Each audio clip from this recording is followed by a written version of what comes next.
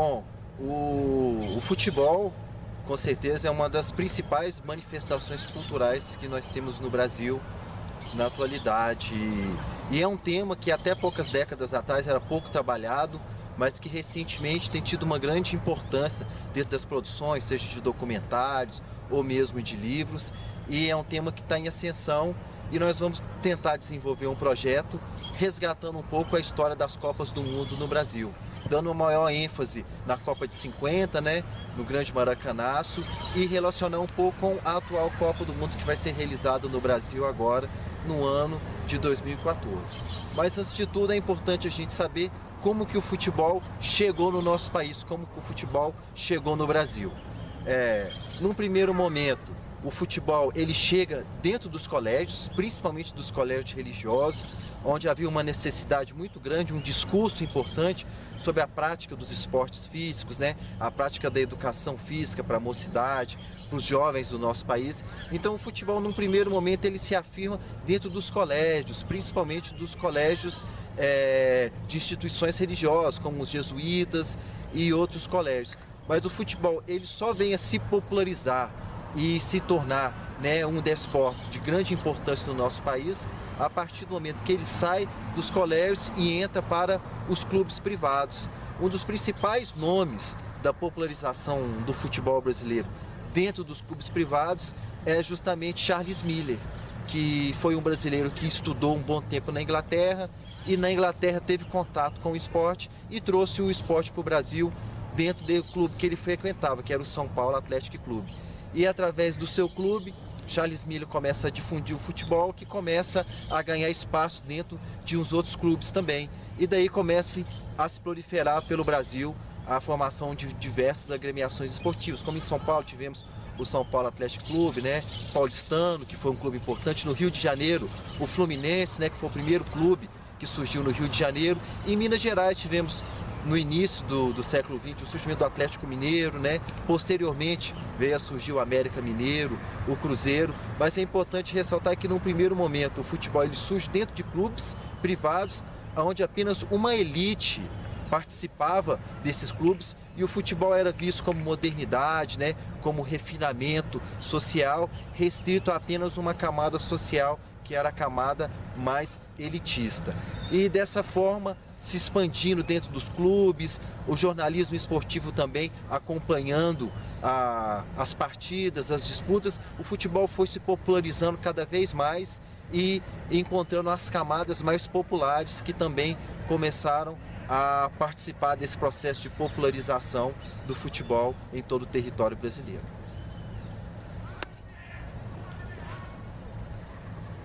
Vermelhinho de novo.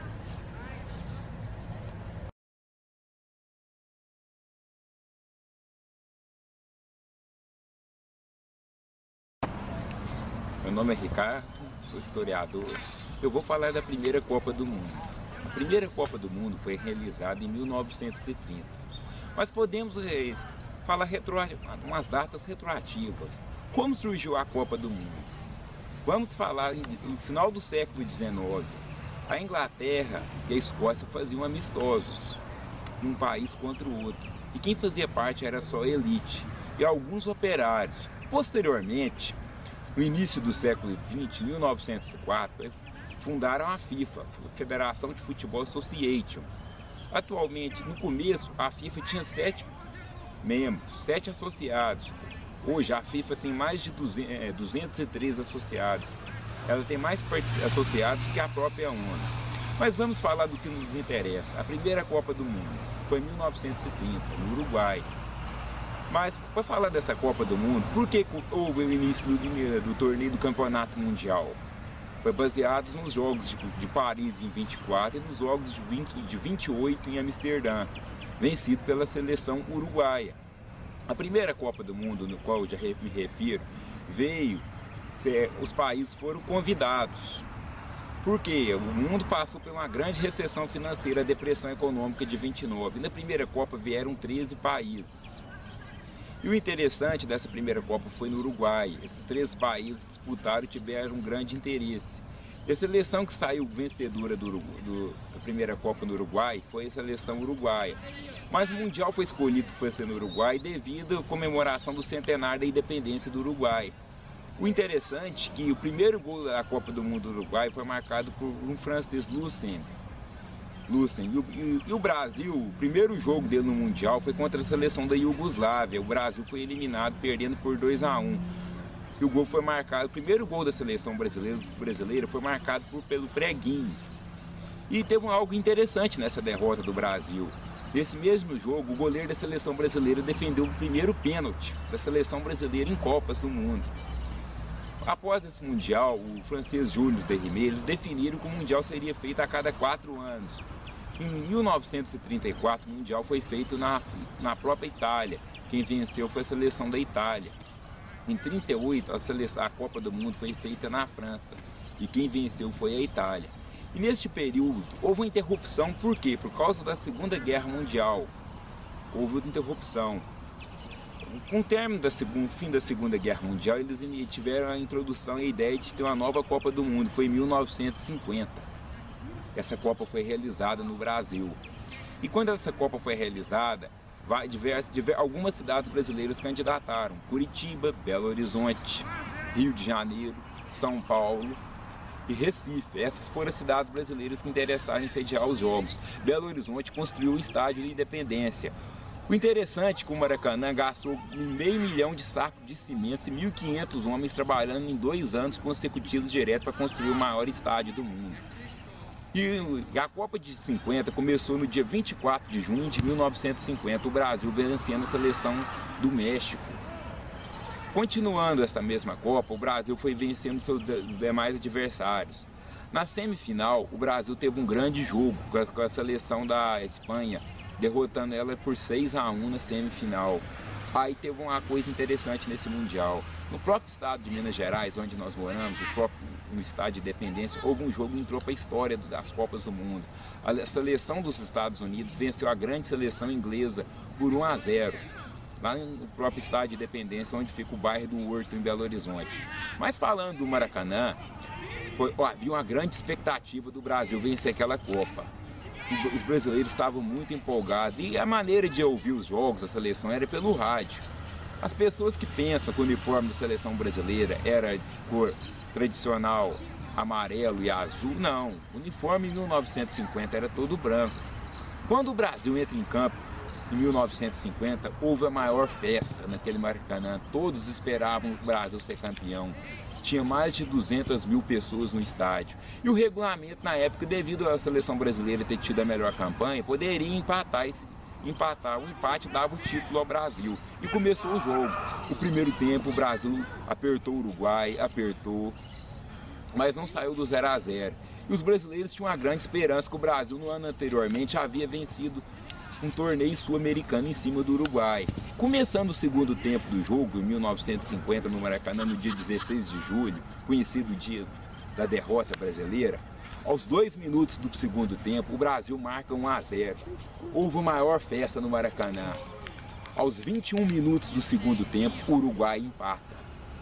Faltando 11 minutos para o jogo acabar, o Uruguai faz 2-1 no Brasil e silenciou o Maracanã. Apenas 3 pessoas fizeram o Maracanã se tornar, fazer silêncio: Dídias, Frank Sinatra e o Papa. Essa foi uma das maiores decepções que o povo brasileiro teve com a derrota do Maracanã, que ficou conhecido como a derrota do Maracanazo. Isso é que eu posso relatar da Copa de 50. Os brasileiros ficaram muito animados, tiveram uma grande decepção. Após 64 anos, o Brasil vai realizar outra Copa do Mundo em 2014.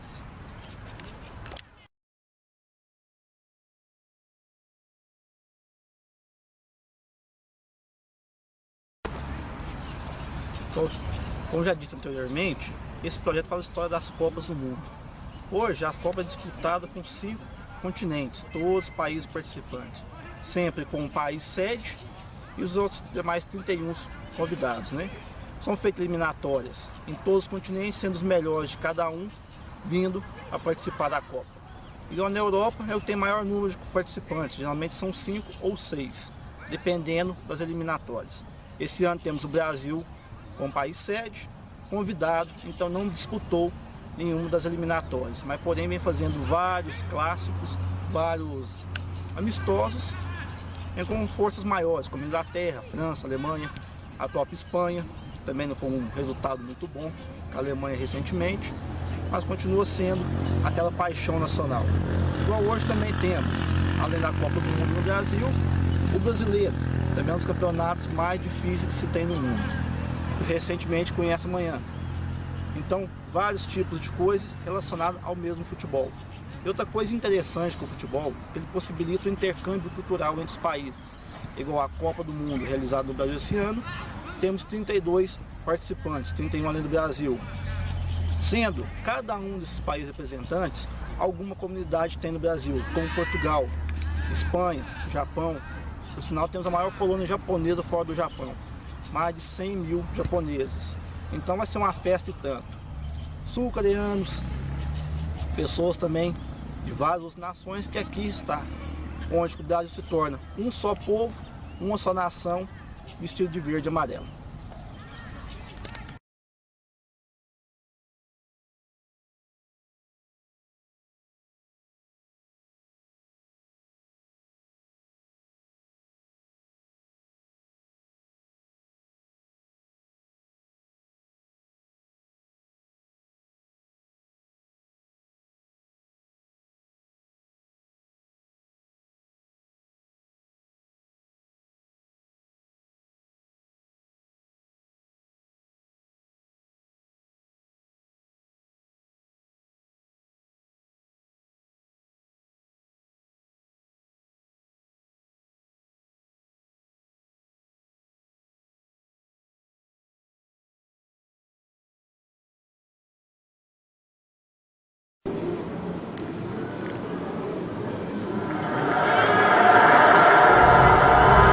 Copa do Mundo, 1950.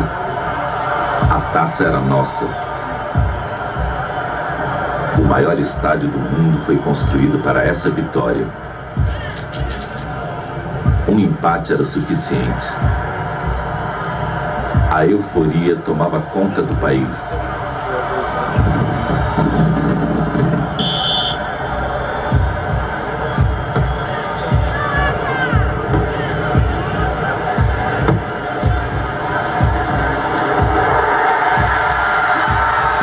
Brasil, a Copa é nossa.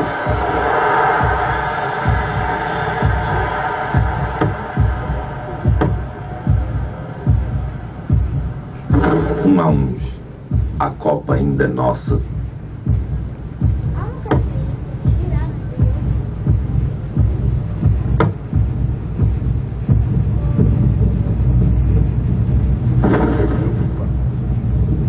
Dois a um, Uruguai. O coração do Brasil para.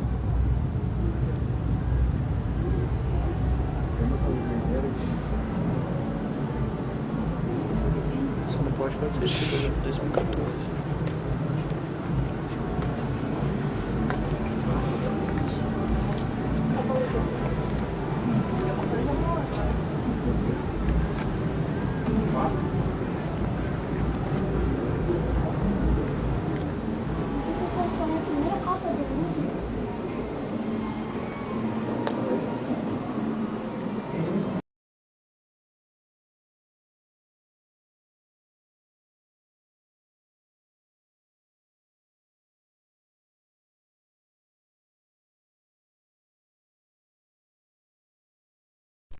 Vamos entrevistar o Sr. Valdemar de Souza Filho. Esse é um trabalho de história. Nós vamos falar sobre a primeira Copa realizada no Brasil no ano de 1950. Você se lembra da Copa de 1950? Sim, recordo sim. E qual cidade você morava na época do Mundial 50? Bom, na época desse Mundial, eu morava no Arraial de Saúde, depois passou a chamar Perdigal. Na onde as pessoas ouviam os jogos naquela época? Com respeito ao... aos jogos da Copa de 1950? Na onde que as pessoas eu me lembro mais da final, que foi no Rio de Janeiro, no Maracanã. E quais pessoas tinham rádio em Perdigão na Copa de 1950? Poucas pessoas tinham condições de adquirir um aparelho desse na época, que era o rádio. O que eu me recordo, Vicente Antônio da Silva, Cintico, foi nosso vereador em Divinópolis, já falecido, Deus o tenha, o João Quincota e meu pai, Valdemar Souza Couto. É que eu me recordo apenas esses três que tinham condições de comprar um aparelho desse na época, era o rádio. No dia da final, o senhor ouviu o jogo com seu pai ou seus vizinhos? Ouvi, não me recordo muito bem, mas ouvi sim. E qual foi a reação do povo brasileiro e o sentimento de perder para os uruguaios no Maracanã em 16 de julho de 1950? A reação foi muito triste, porque esperavam um resultado positivo para o Brasil.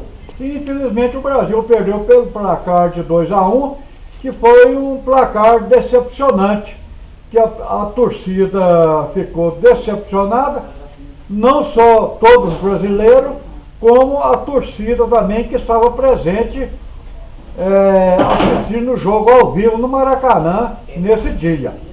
A decepção foi muito grande, não só para quem estava presente, mas para todos os brasileiros. Obrigado, senhor Valdemar, pela entrevista.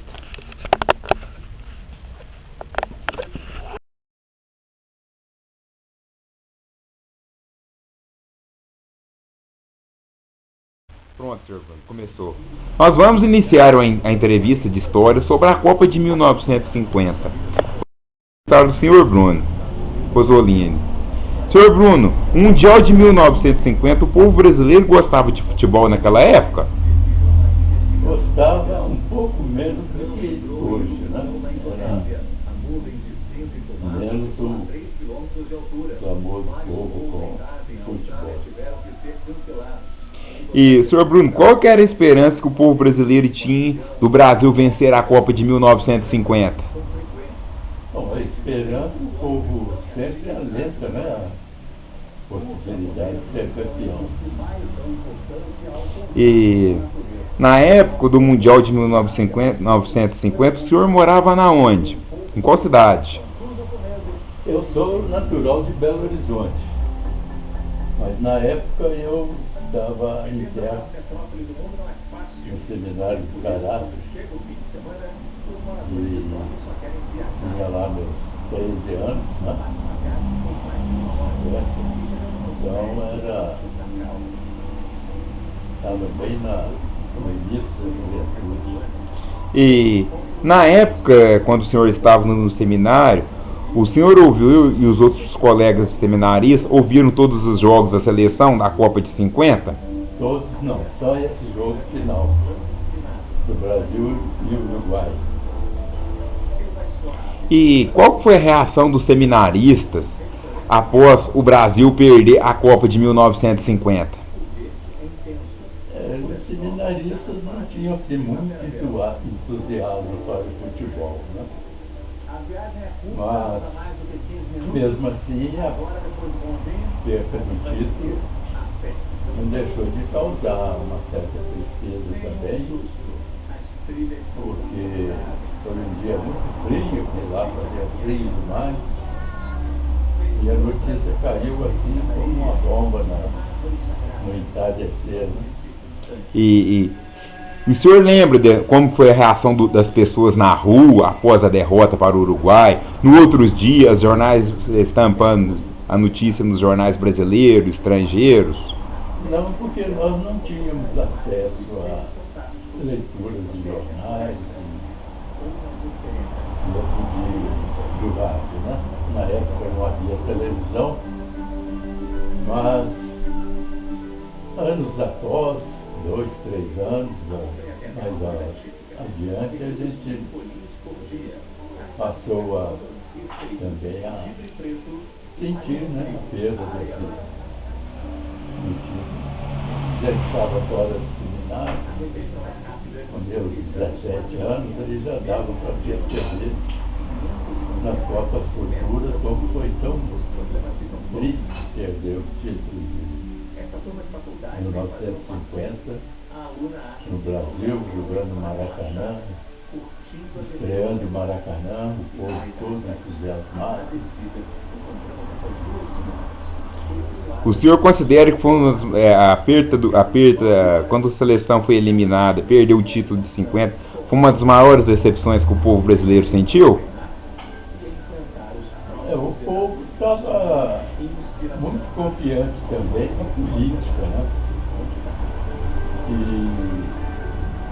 a decepção por ter perdido o futebol e a parte desse contexto todo de social, né?